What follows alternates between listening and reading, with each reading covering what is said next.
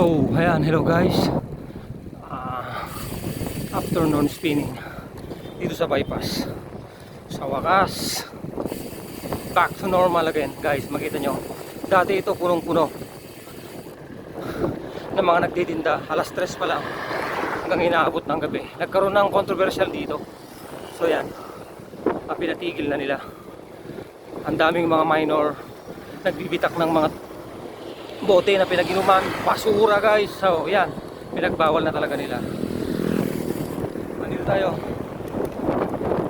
late afternoon ride or spinning ride guys. Yan, sunod na natin si Bagong Shoes. Yeah. Oh, sarap pumadyak guys, sarap pumadyak. Oh, ayan o, ang linis ng bypass. Hi, sa wakas guys. So ito na rin sa Santini or Tour de Suisse, New Jersey. Okay, masaya tayo guys. Sobrang sipag ng trabaho siyempre, at meron pa tayong susunod unti-unti lang. Oh, ayan o. Shout out sa inyong lahat dyan, mga birkada, mga kaibigan, mga katropa, kapadyak. Yun o. Oh, wala pa tayong speedometer.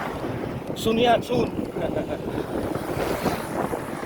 So, wala, malinis ang kapaligiran, maliwalas ang bypass. Woo! Sa wakas. Thank you very much.